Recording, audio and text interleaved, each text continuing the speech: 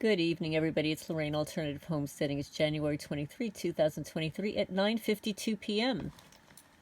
Well, guess what happened at around 8:33 p.m.? I was watching a video about corrupt cops. Yes, New Jersey Exposed is the name of the YouTube channel, and obviously it's about New Jersey, but he exposes all kinds of corrupt cops around the country, and he's got a penchant for exposing the ones who go after kiddos. So he exposed one tonight, and that one lives in Missouri. But that's not the purpose of this recording. So at 8:33 p.m., while I'm watching that video, I completed it. I made a comment as I was reading about it, and somebody drove by on the county road and interfered with my Wi-Fi. And they've actually changed the name. Physically, they've changed the name of my network by excluding one letter. As a result of that, it disconnected all of my security cameras, right? If the name doesn't match, then nothing connects. And that's been happening now for 2 months. I actually didn't understand what was going on. Every time I tried to connect another device using the correct spelling, it wasn't working. And then I look at my network and somebody literally changed the names of my networks. So anyway, but I wanted to read to you an article. It's called Watchlisted. You're probably already on a government extremism list, by John and Nisha Whitehead, January 23, 2024. In a closed society where everybody's guilty, the only crime is getting caught. That's a quote by Hunter S. Thompson.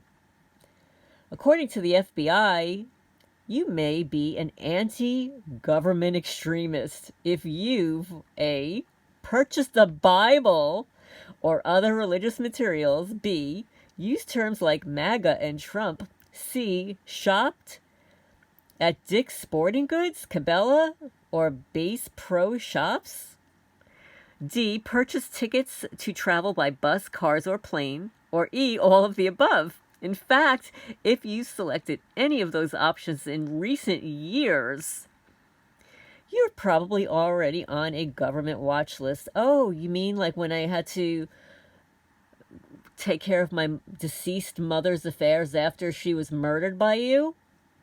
Oh, you mean it when I had to purchase that ticket? I was already on a list. That's how broadly the government's net is being cast in its pursuit of domestic terrorists. We're all fair game now, easy targets for inclusion on some FBI watch list or another. When the FBI is asking banks and other financial institutions to carry out dragnet searches of customer transactions warrantlessly and without probable cause for extremism, quote-unquote, indicators, broadly based on where you shop, what you read, and how you travel, we're all in trouble. Clearly, you don't have to do anything illegal. You don't even have to challenge the government's authority. Frankly, you don't even have to care about politics or know anything about your rights. All you really need to do in order to be tagged as a suspicious character, flagged for surveillance, and eventually placed on a government watch list is to live in the United States. This is how easy it is to run afoul of the government's many red flags. In fact, all you need to do these days to end up on a government watch list or be subjected to heightened scrutiny is use certain trigger words like cloud, pork, and pirates. I've never heard of that, guys. This is confusing to me. Surf the internet, communicate using a cell phone, limp or stutter, drive a car, stay at a hotel, attend a political rally, express yourself on social media. Oh, we're all screwed. Appear mentally ill. Serve in the military. Oh my. Disagree with a law enforcement official. Oh, I'm really screwed. Call in sick to work. Purchase materials at a hardware store. Take flying or boating lessons. Appear suspicious, appear confused or nervous, fidget or whistle, or smell bad, be seen in public waving a toy gun or anything remotely resembling a gun, such as a water nozzle or remote control or walking cane, stare at a police officer, question government authority, or appear to be pro-gun or pro-freedom. We're all presumed guilty until proven innocent now. It's just a matter of time before you find yourself wrongfully accused, investigated, or confronted by police based on data-driven algorithm or risk assessment culled together by a computer program run by artificial intelligence. Just remember what artificial means. It means fake. Okay. For instance, a so-called typo in a geofence search warrant, which allows police to capture location data for a particular geographic area, resulted in government officials being given access to information about who went where and with whom within a 2-mile stretch of San Francisco that included churches, businesses, private homes, hotels, and restaurants. And thanks to the 24/7 surveillance being carried out by government's sprawling spy network of fusion centers, we're all just sitting ducks waiting to be tagged, flagged, targeted, monitored, manipulated, investigated, interrogated, heckled, and generally harassed by agents of the American police state without having ever knowingly committed a crime or been convicted of one. You and your fellow citizens have likely been assessed for behaviors the government might consider devious, dangerous, or concerning, assigned a threat score based upon your association's activities and viewpoints, and cataloged in a government database according to how you should be approached by police and other government agencies based on your particular threat level. Oh yeah, the Manalapan police labeled me a cat lady. That's really, oh wow. In the name of national security, the cat ladies need to be watch listed. Before long, every household in America will be flagged as a threat and assigned a threat score. Now I'm a chicken lady too. Nationwide, there are upwards 3 real-time crime centers, also known as fusion centers, which allow local police agencies to upload and share massive amounts of surveillance data and intelligence with state and federal agencies culled from surveillance cameras, facial recognition technology, gunshot sensors, social media monitoring, drones and body cameras, and artificial intelligence-driven predictive policing programs. Yeah, I told you about that, guys. Right? Yeah, now they're all psychic. These data fusion centers, which effectively create an electronic prison, a digital police state from which there is no escape. Yet, this crime prevention campaign is not so much about making Americans safer as it is about ensuring that the government has the wherewithal to muzzle anti-government discontent, penalize anyone expressing anti-government sentiments, and preemptively nip in the bud any attempts by the populace to challenge the government's authority or question its propaganda. As J.D. Tussell writes in For a Reason, a time when government officials rage against misinformation and disinformation that is often just disagreements with whatever opinions are currently popular among the political class, fusion centers frequently scrutinize peaceful dissenting speech. These fusion centers are unacknowledged powerhouses behind the government's campaign to censor and retaliate against those who vocalize their disagreement and discontent with government policies. It's a setup ripe for abuse. For instance, an investigative report by the Brennan Center found that over the last 2 decades, leaked materials have shown fusion centers tracking protesters and casting peaceful activities as potential threats. Their targets have included racial justice and environmental activists, right-wing activists, and third-party political candidates. One fusion center in Maine was found to have been illegally collecting and sharing information about Maine residents who weren't suspected of criminal activity. They included gun purchases, people protesting construction of a new power transmission line, the employees of a peace-building summer camp for teenagers, and even people who travel to New York City frequently. This is how the burden of proof has been reversed. Although the Constitution requires the government to provide solid proof of criminal activity before it can deprive a citizen of life or liberty, the government has turned that fundamental assurance of due process on its head. Each and every one of us is now seen as a potential suspect, terrorist, and lawbreaker in the eyes of the GOV. Consider some of the many ways in which we, the people, quote unquote, are now treated as criminals, found guilty of violating the police state's abundance of laws and preemptively stripped of basic due process rights. Red flag gun confiscation laws, which is gun control legislation, especially in the form of red flag gun laws, allow the police to remove guns from people suspected, quote unquote, of being threats. They never took my neighbor's when he threatened my worker on my property. These laws growing in popularity as a legislative means by which to seize guns from individuals viewed as a danger to themselves or others will put a target on the back of every American, whether or not they own a weapon. That's interesting, huh? Disinformation eradication campaigns. In recent years, the government has used the phrase domestic terrorists interchangeably with anti-government extremist terrorists to describe anyone who might fall somewhere on the very broad spectrum of viewpoints that could be considered quote-unquote dangerous. The ramifications are so far-reaching as to render almost every American an extremist in word, deed, thought, or by association. Then there are the government watch list. The FBI, CIA, NSA, and other government agencies have increasingly invested in corporate surveillance technologies that can mine constitutionally protected speech on social media platforms such as Facebook, Twitter, Instagram, in order to identify potential extremists and predict, there you go again, predict who might engage in future acts of anti-government behavior. Where many Americans go wrong is in naively assuming that you have to be doing something illegal or harmful in order to be flagged and targeted for some form of intervention or detention. Oh, this is good. Thought crime programs. For years now, the government has used all kinds of weapons in its vast arsenal. Surveillance, threat assessments, fusion centers, pre-crime programs, hate crime laws, militarized police, lockdowns, martial law, etc., to target potential enemies of the state based upon their ideologies, behaviors, affiliations, and other characteristics that might be deemed suspicious or dangerous, like taking care of cats and guinea hens. It's not just what you say or do that's being monitored. It's how you cut the grass. No, I just added that. But how you think is being tracked and targeted. There's a whole spectrum of behaviors ranging from thought crimes and hate speech to whistleblowing that qualifies for persecution and prosecution by the deep state. It's a slippery slope from censoring so-called illegitimate ideas to silencing truth.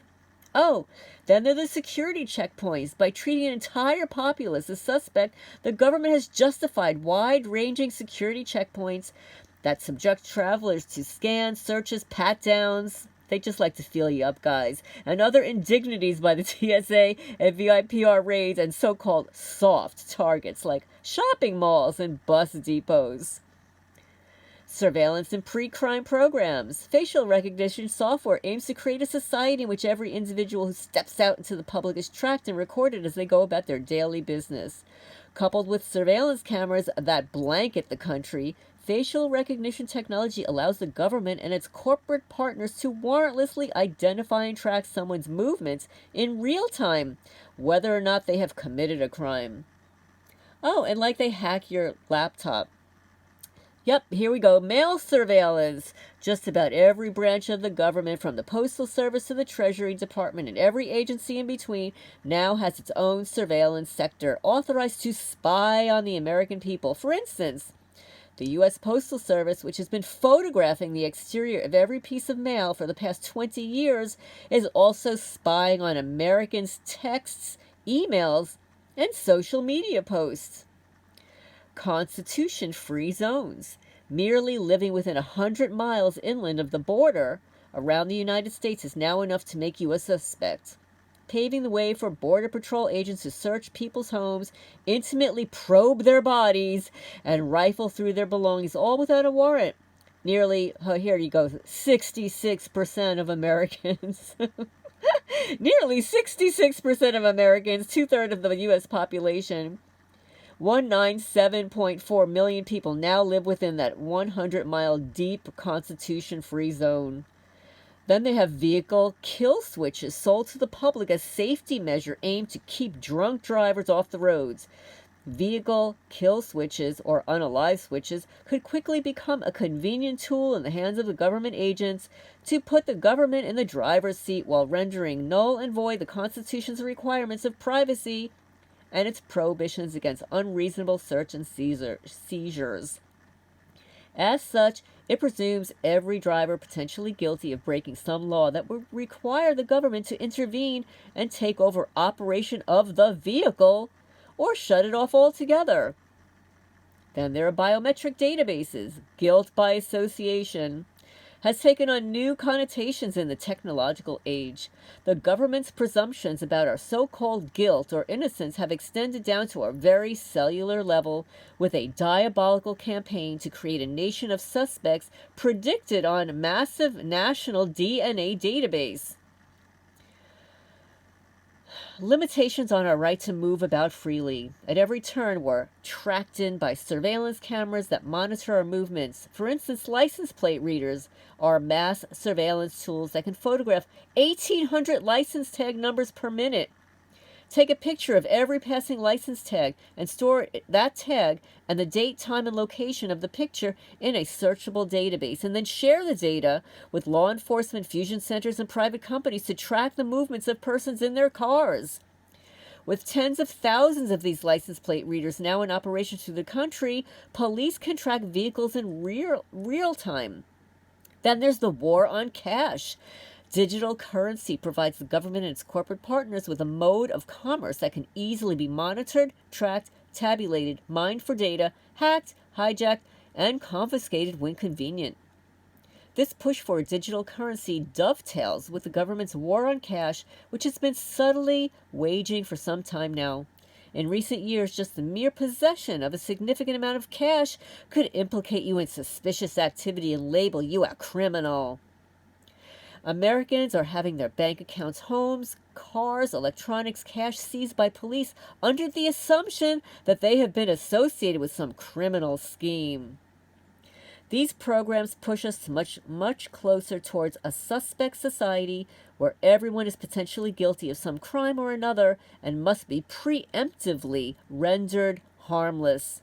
In this way, the groundwork is being laid for a new kind of government where it won't matter if you're innocent or guilty, whether you're a threat to the nation or even if you're a citizen. What will matter is that the government or whoever happens to be calling the shots at that time thinks, and the powers that be think you're a threat, then you should be locked up. Then you will be locked up with no access to the protections of that our Constitution provides. In effect, you will disappear. As I make clear in my book, Battlefield America, The War on the American People, and its fictional counterpart, the Eric Blair Diaries, our freedoms are already being made to disappear. Okay, so this is...